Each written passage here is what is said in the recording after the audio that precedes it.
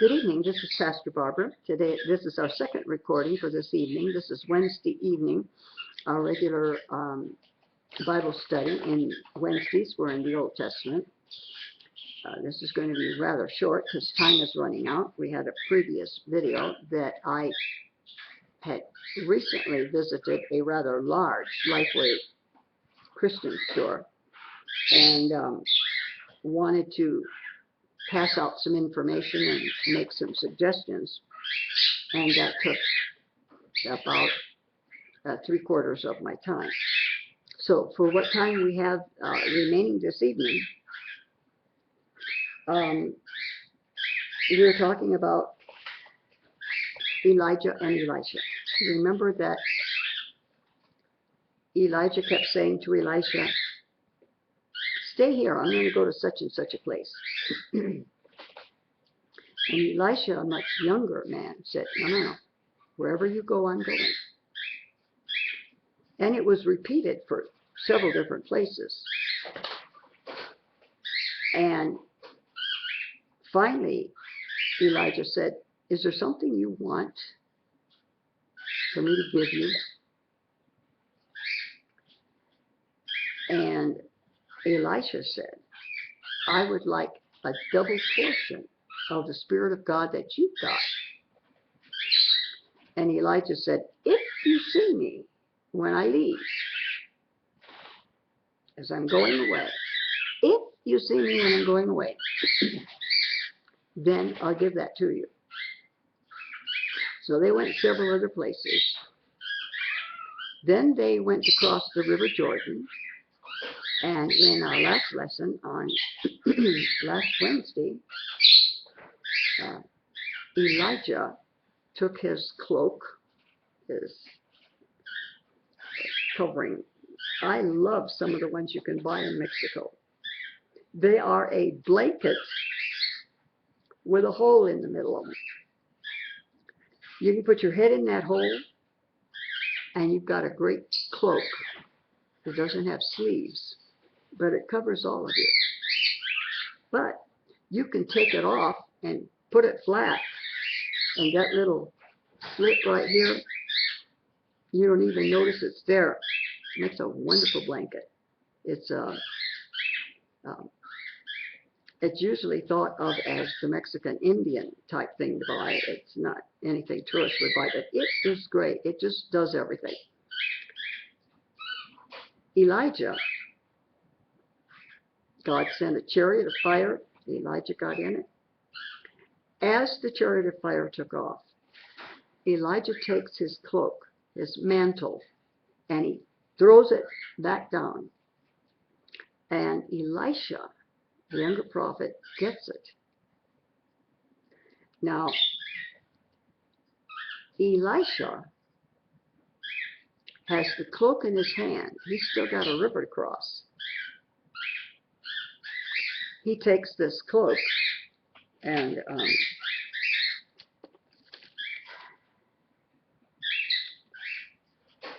Elisha saw it, and he cried, my father, the chariot of Israel." And he saw him no more. And he took his own clothes and he ripped them up. That you rip your clothes, it's a sign of sadness, a sign of grief. He took up the mantle of Elijah that fell from Elijah. And he went back and he stood by the bank of the Jordan, because now he's got to cross the Jordan River. And he takes that mantle and he smote the waters, and they parted. And Elisha went over. Now the sons of the prophets, say some of the religious people, some of those who worshiped and praised, when they were to view, and when the sons of the prophets, which were to view at Jericho, saw him, they said, "The spirit of Elijah doth rest on Elisha." In other words, what they saw Elijah do, they now see Elisha do.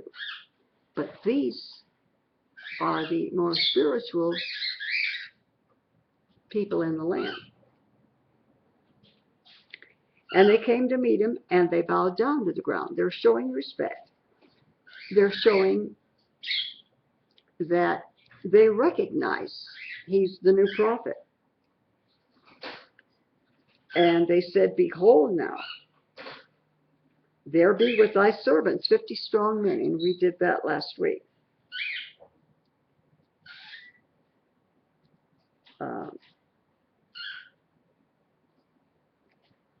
In 2 Kings 2, the men of the city came to Elisha. And they said there was a problem with the water. They said the land, it's a wonderful place here to live. Everything's great. The water is perfect. Everything's perfect except the water. And Elisha said, bring me a new cruse, a new container, a bottle, a jar. And put salt in it. And they brought it to him. And he went forth under the spring of the waters, and he cast the salt in there. And he said, thus saith the Lord, I have healed these waters. The Lord saying, I have healed the waters, not Elisha. There shall not be from thence any more death or barren land. You won't have death from the water, and you won't have barren land that's not going to produce, because you've got good water to water the land. You can't water vegetables and fruits with bad water, or they're no good. So the waters were healed, and to this day, according to the saying of Elisha, which he spoke. That's where we left off last week. And he went up thence unto Bethel. And as he was going up by the way, there came forth little children out of the city. Now, this is the chronological Bible, but notice it's the King James Version. Perhaps I should check one of, it would be good to see what those 4 versions say.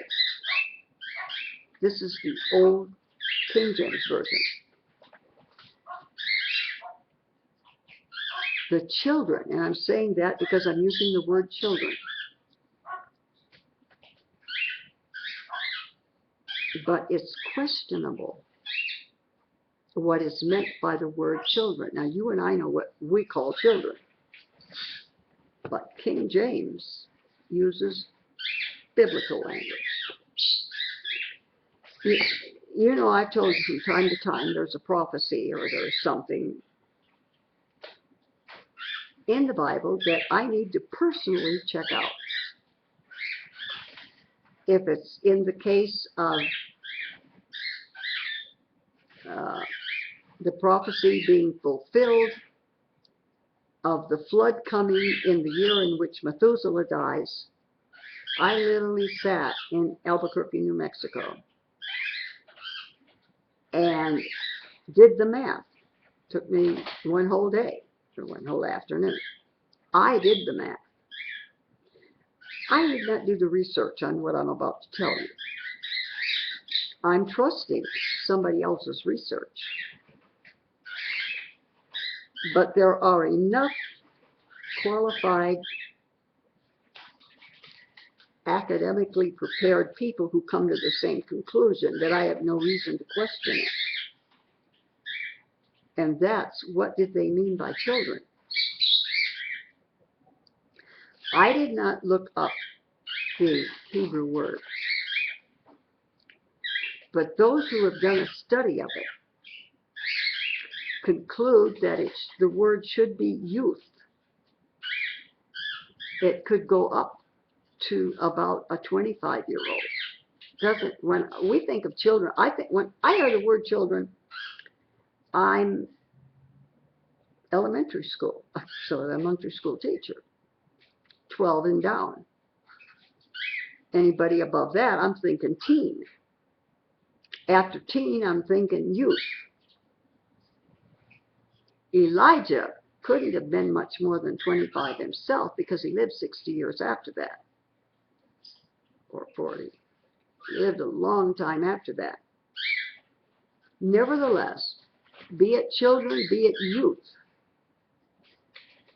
Now, Elisha was bald in the back,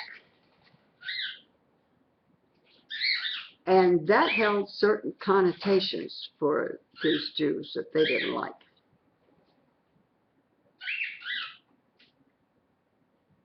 I think we can say they're testing him out.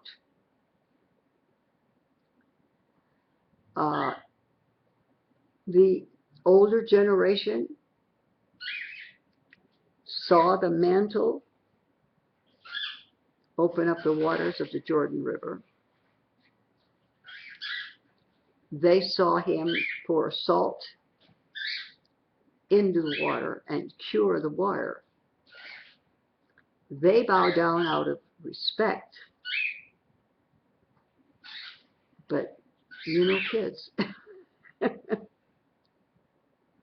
they see he's bald, especially bald in the back.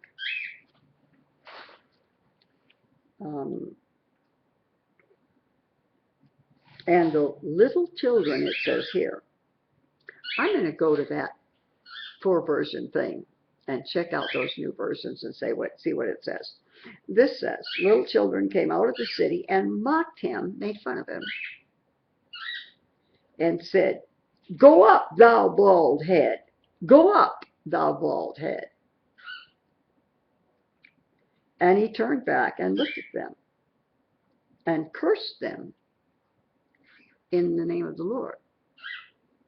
Individual curses are not that well known at this period in history. We have generational curses. If you do such and such, you will be cursed and your children after you, or your children and your children's children, or something like that. But individual curses are not that frequent. But he cursed them in the name of the Lord. And as a result of his cursing them, there came forth 2 she-bears out of the wood, 2 female bears out of the woods,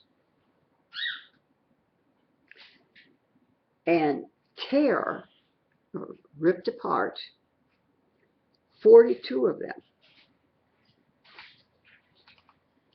And then he went from thence to Mount Carmel, and from there he returned to Samaria. Did he do the right thing by cursing them? Was it personal? Did they embarrass him? I mean, women have their thing. With men, it's hair. I've known my girlfriends' husbands, age 25, they're putting stuff in their hair. I mean, they lose a couple more hairs in the comb than they think they ought to, and they're scrubbing stuff in their hair. I was up in the middle of the night for something, and I saw a Bosley commercial, and it says, hey, if it's in your jeans, it's going to happen. You can put all kinds of stuff. It's not going to change. Let me, since I've got that version here,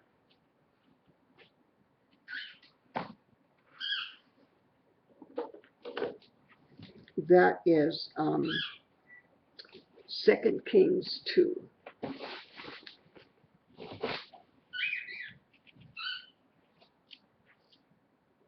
Okay, 2 Kings 12.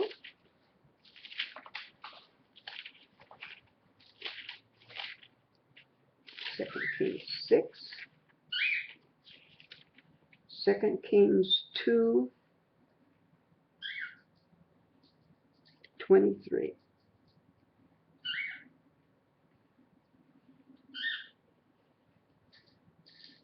It's going to be on the next page.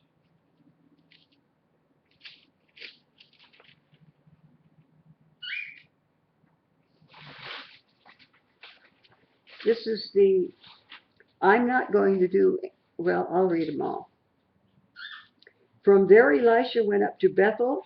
As he was walking along the road, some boys came out of the town and jeered at him. "Get up out of here, Baldy," they said. "Get out of here, Baldy."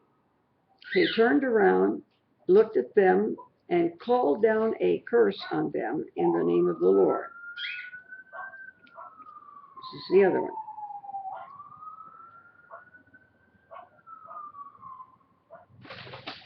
You know why I'm smiling?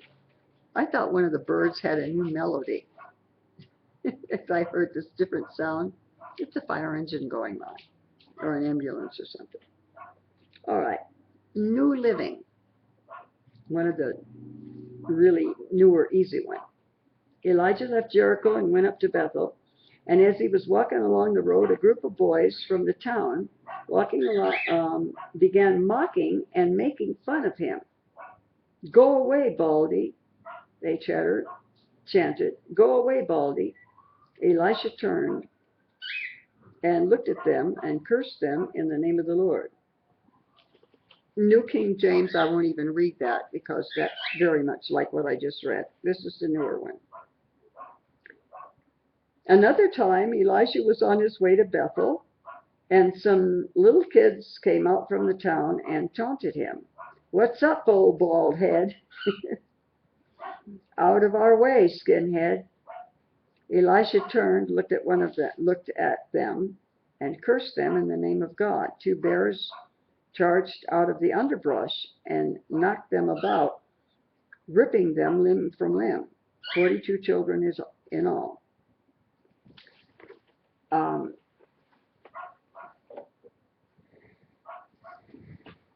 Just how far should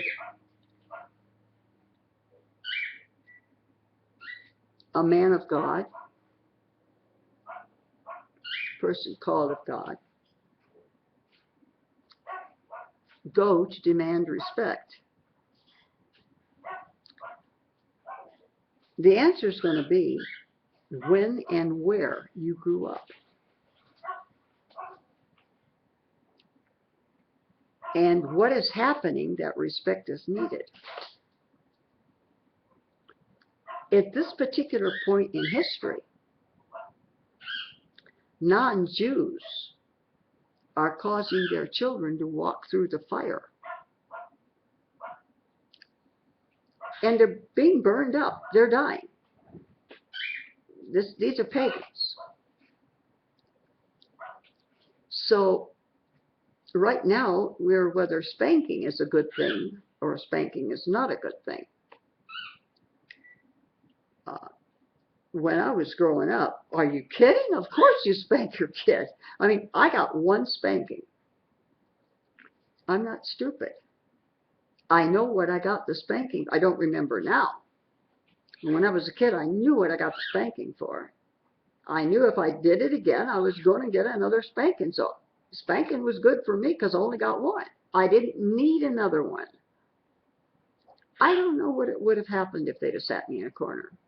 I probably would have dreamed something up that my parents would not have liked. But in different periods of history, in different cultures of people, we have different things happening. It's not easy for me to try to explain this because it's obvious he did curse them. The adults, and I pretty much believe that they weren't little children. I think they were a little older than little children. I can't see third graders, fourth graders coming up with Baldy, even if there's a gang of them.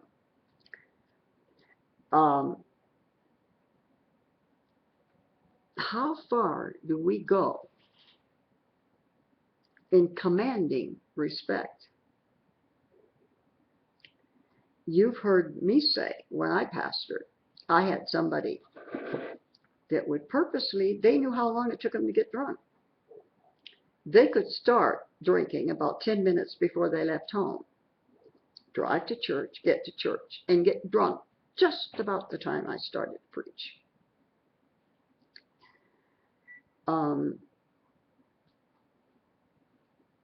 One of my ushers was afraid for the drunken woman, and he said, shall I go take her?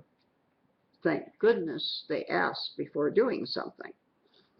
Should I take the keys away, her car keys? I said, no, not you. Any car keys being taken away, I'll take them away. And this is the reason. Besides the fact that the one on top has to bear the responsibility for things, I knew this person.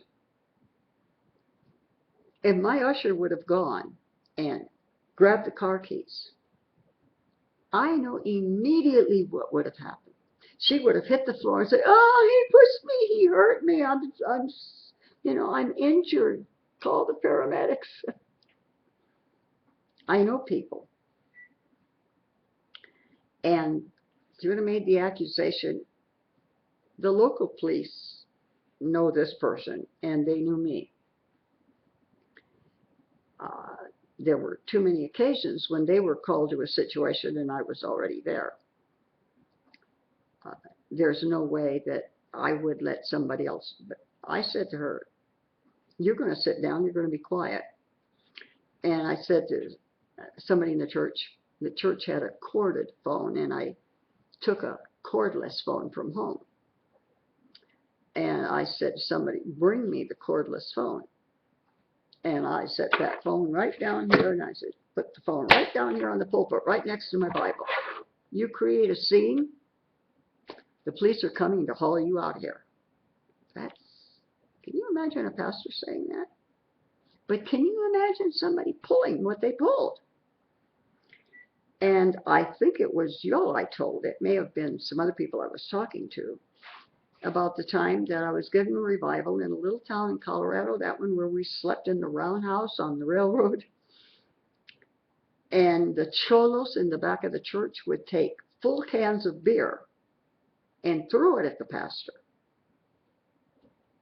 So I'm in my early 20s. I'm not anybody ought to be afraid of. But I saw them all in the back, and I go back there and I said, guys,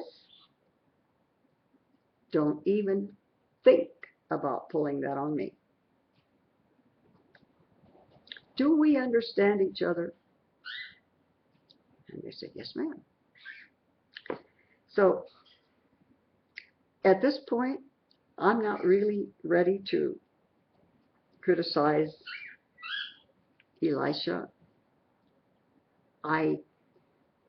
If it were important for us to know, I could research it. But I don't think it's that important. I want us to get on with our study of the divided kingdom. So I'm going to leave it at that. We have a couple of things in which both the northern kingdom and the southern kingdom are together. And we have a case here that Jehoshaphat joins Jerome against the Moabites. The Moabites are the neighbors which are ungodly, that never wanted to come through, and that are frequently getting in trouble with them. Remember when Jehoshaphat is new at being king of the south, and he hears that there are three groups coming against him: Edom, Moab, and Mount Seir. We did that a few weeks ago. This is an enemy country across the Jordan River. The Jordan River was the dividing line between the two countries. And King Jehoram went out of Samaria, that's the northern group, and numbered all Israel. He counted them, took a census. And he went and sent to Jehoshaphat, king of Judah, saying, the king of Moab has rebelled against me. Will you go with me against Moab? That's when they said, well, we're brothers. You're 10 tribes up there, and we're 2 tribes down here, but we're all Israelites. Israel was the father of all of us. Thou art my people. And he says, which way will we go? And they said, through the wilderness of Edom. So the king of Israel went, and the king of Judah, and the king of Edom, and they fetched a compass of 7 days' journey. And there was no water for the host and for the cattle that followed them. Now we go down to something that Elisha now promises them. Elisha now has everybody's respect. He parted the Jordan River. He healed the waters. And now he's about to do something else. The king of Israel said, alas, that the Lord called these 3 kings together to deliver them into the hand of Moab. But Jehoshaphat said, is there not a prophet that we can inquire out? We've done this. I don't know why it's popping up here again. Here is Elisha. Remember before it was Jehoshaphat and Ahab? And Jehoshaphat says, I really don't want to do anything without inquiring of the Lord. I want to know God's will is before I do something. And Ahab, the wicked king, says, not me. Yeah, we got a prophet of the Lord up here, but I don't like him. I don't like what he says. He always says I'm wrong. He never agrees with me.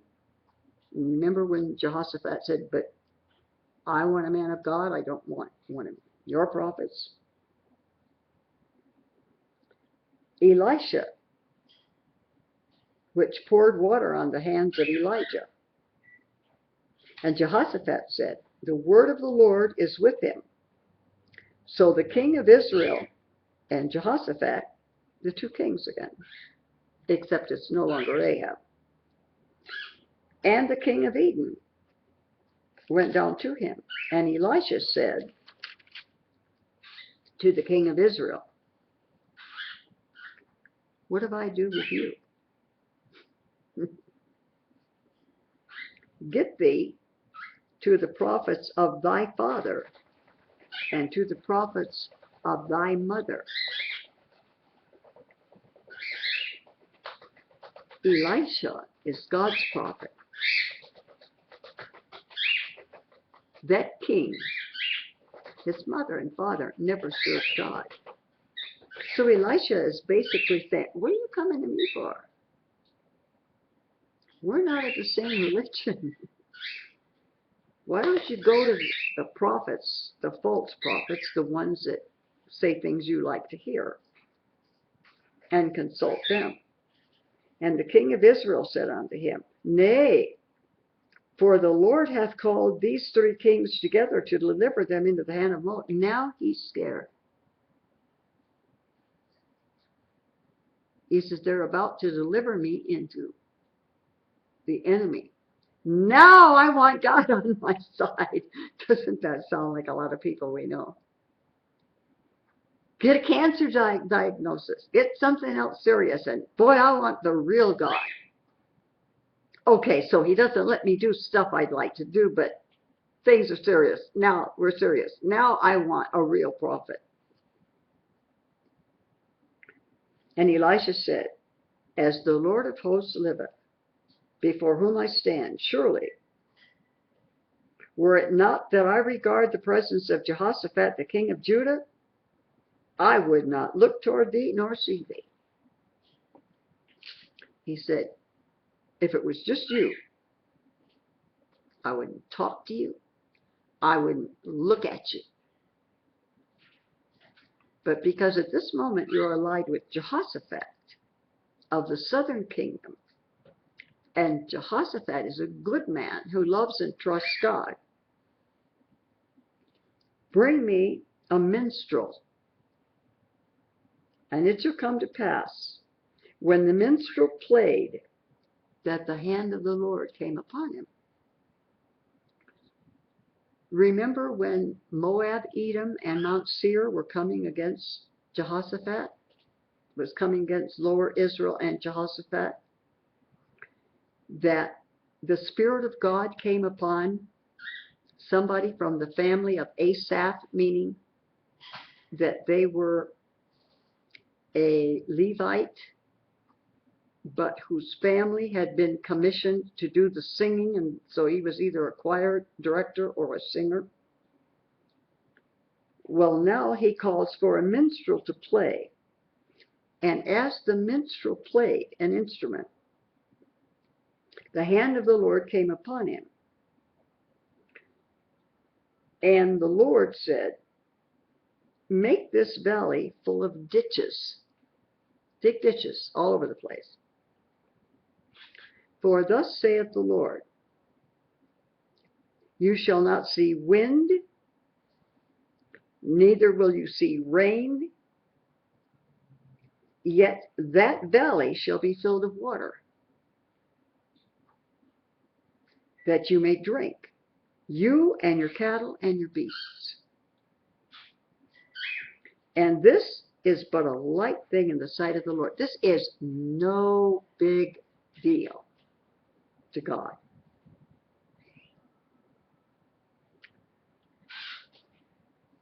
He will deliver the Moabites into your hand, and you will smite every fenced city. The cities were walled for protection. You will smite them.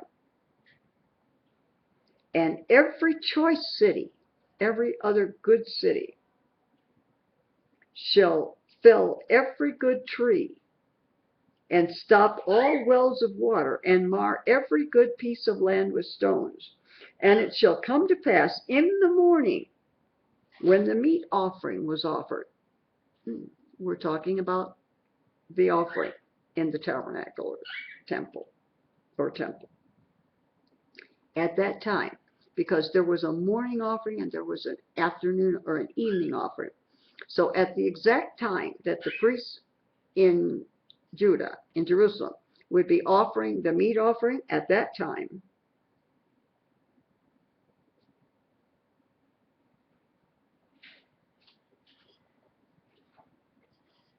was ordered that, behold, there came water by the way of Eden, and the country was filled with water.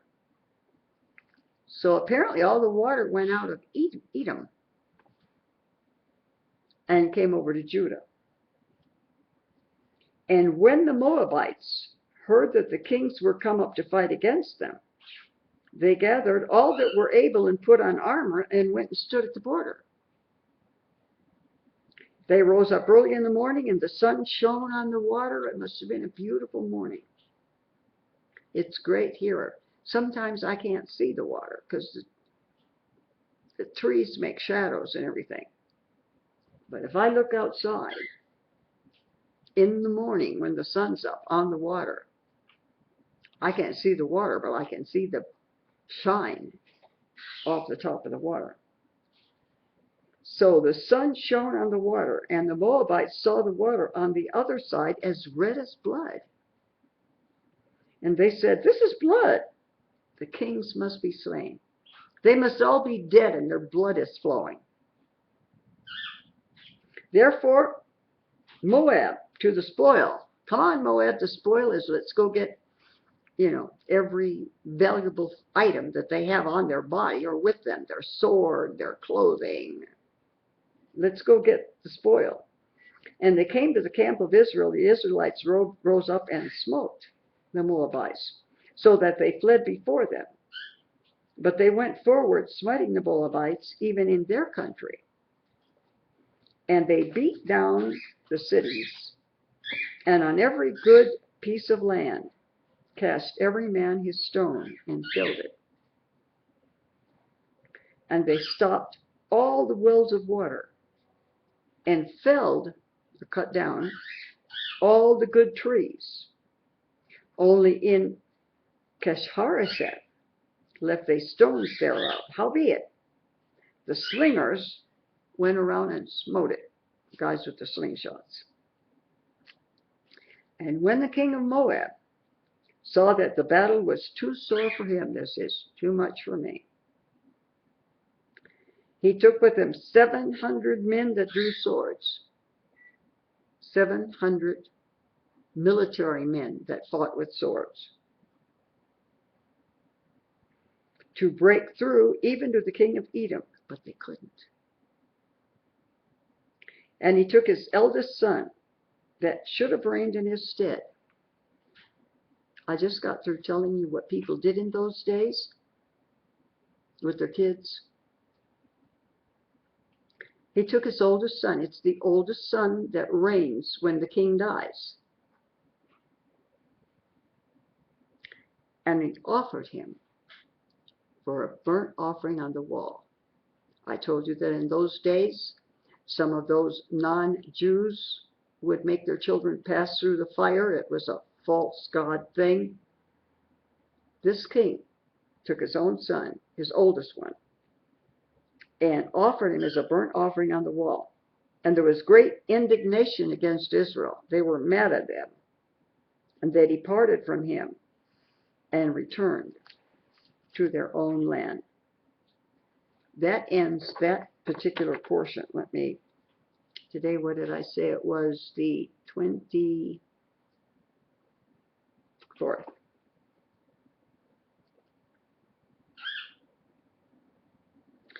We will end there. And until the next video, blessings on you.